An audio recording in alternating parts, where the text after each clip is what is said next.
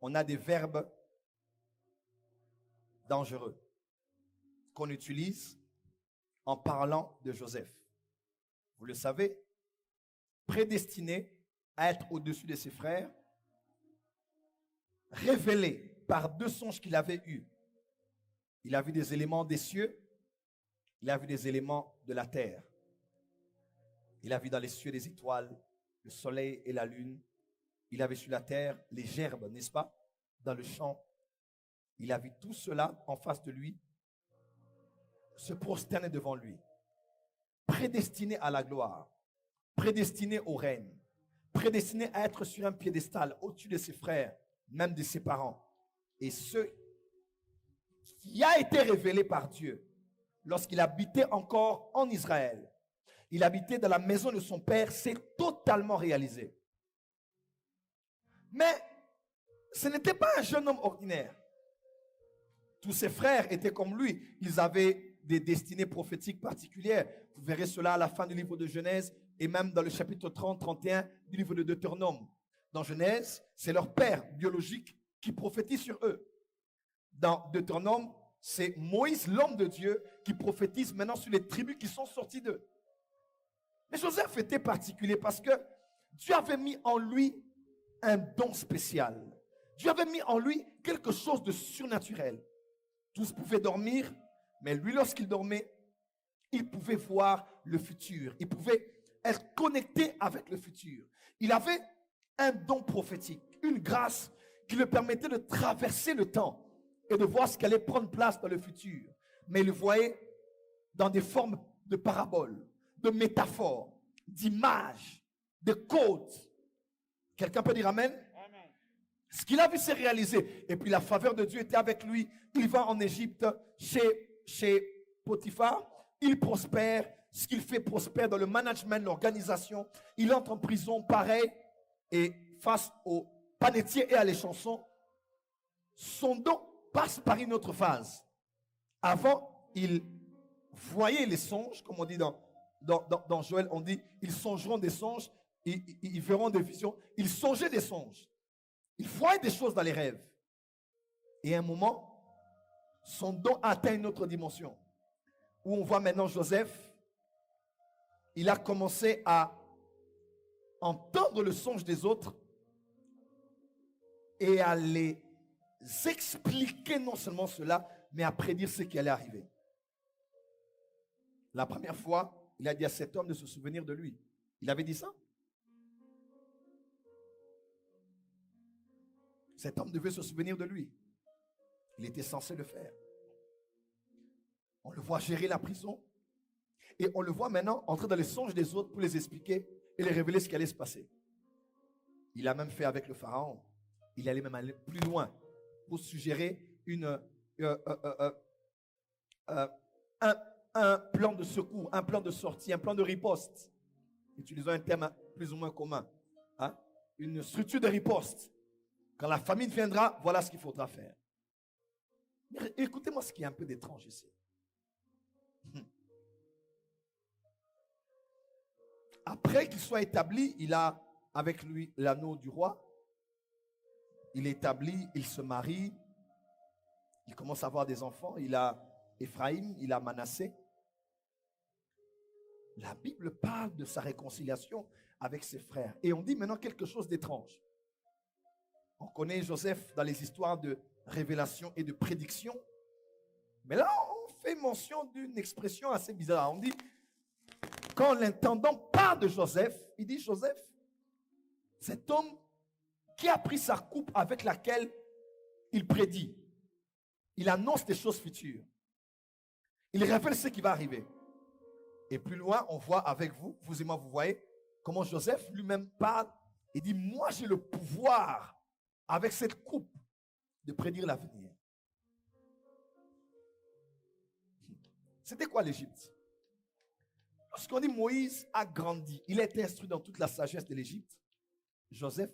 Moïse était instruit dans toute la magie, la sorcellerie. La sagesse, c'est la magie. La sagesse, c'est la sorcellerie. Même dans les villages, quand on vous parle d'un sage, c'est quelqu'un qui voit le jour et la nuit. Ce n'est pas juste quelqu'un qui parle en parabole, qui raconte des histoires, qui est comme la bibliothèque du village, qui vous raconte tout ce qui s'est passé. Non. Mais c'est quelqu'un qui peut voir le jour, qui peut voir la nuit. Et c'est dans cette Égypte-là que plusieurs années avant, Joseph a vécu. En Égypte, une terre magique, occulte. C'est vrai, avant, il y avait les Sumériens, les Babyloniens, mais pendant longtemps, jusqu'à aujourd'hui, l'Égypte a laissé ses traces dans l'histoire. Non seulement dans le développement de l'architecture, de la mathématique, la poésie, la philosophie, l'armement et toute stratégie militaire, organisation politique, mais dans le monde de la spiritualité. Il y avait par exemple 2 parlements, il y avait 2 maisons, il y avait la maison blanche et la maison rouge en Égypte. Et aux États-Unis, il y a la maison blanche. En Russie, il y a la maison rouge. Et vous allez voir les obélisques et plusieurs signes maçonniques parce qu'elle est influencée par l'Égypte. J'ai bien dit, j'en parlerai dans une conférence beaucoup plus en profondeur, mais écoutez-moi. Joseph est reconnu. Pharaon dit, qui parmi nous ici on peut parmi nous trouver un qui a l'esprit de Dieu en lui? De quel Dieu parlait-il? Il connaissait les dieux, peut-être aussi les dieux étrangers. Mais en tant qu'ésotérique, en tant qu'occulte, en tant que magique, en tant que magicien, il savait que ça c'était notre type d'esprit. Ce n'est pas le genre de Dieu que nous prions ici. Ce n'est pas le genre de Dieu que nous invoquons ici. Il dit alors lui, il faut qu'on fasse quelque chose pour l'avoir.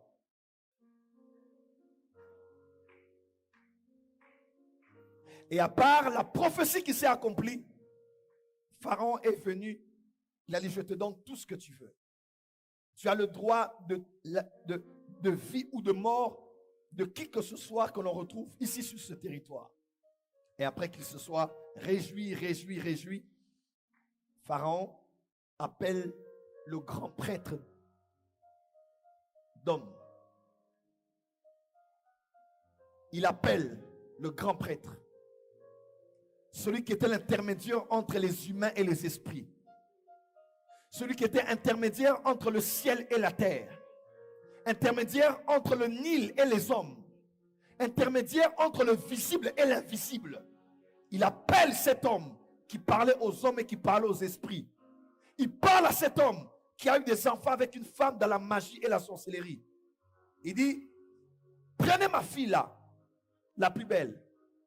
Celle-là, prenez-la. Et on l'amène. Et il organise un mariage où Joseph, fils de Jacob, frère de Ruben, frère de Judas, frère d'Issachar, frère de Benjamin, fils de Rachel, fils de Jacob, il est marié, non pas avec la fille de Pharaon. On faisait des invocations. On l'offrait. Parce que ce n'est pas la fille de n'importe qui. C'est comme la fille d'un féticheur. La fille d'un magicien. La fille d'un grand prêtre de la Rose-Croix. D'une grande prêtresse de la Rose-Croix. Ces enfants-là ne sont pas des enfants ordinaires. Leur conception, la naissance même, n'est pas des faits ordinaires. On fait des pratiques. On les lave avec des liquides. On les applique des huiles spéciales. On les offre à des divinités pour les protéger. Et l'Égypte avait trop de dieux, trop de dieux, trop de dieux. Dis avance prophète. Avance prophète. Non, dis bien avance prophète. Avance prophète. Dites un bon avance prophète. Avance prophète. Alors pourquoi seulement Pharaon a tout fait? Pour que Joseph, avec son don, avec sa spiritualité, avec ses capacités prémonitoires, puisse finalement arriver à un niveau où il va se marier. Vous savez que les cultures, à chaque culture, chaque cérémonie de mariage, n'est-ce pas?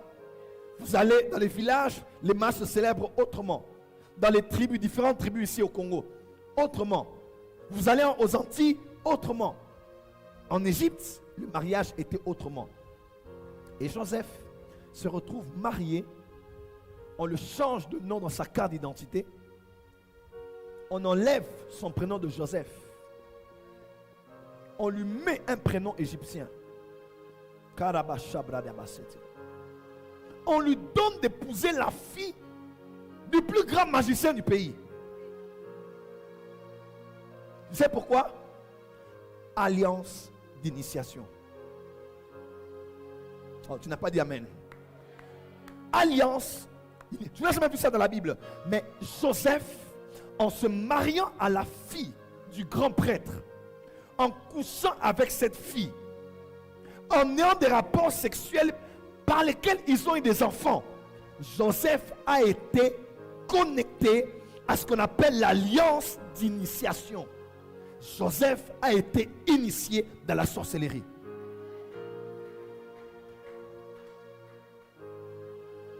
Joseph a été initié dans la magie. Joseph a été initié dans l'occultisme. Il dormait là, non pas avec des mots en hébreu.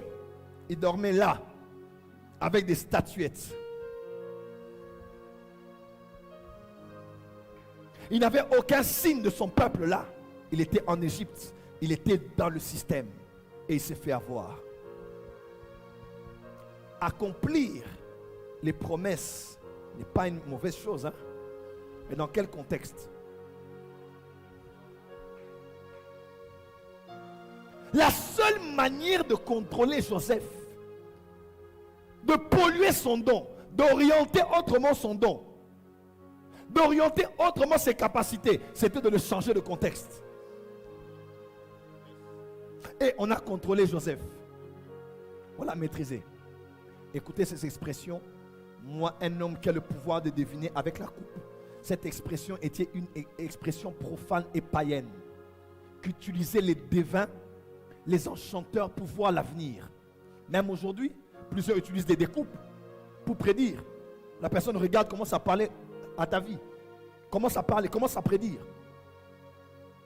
Vous savez que Joseph était initié?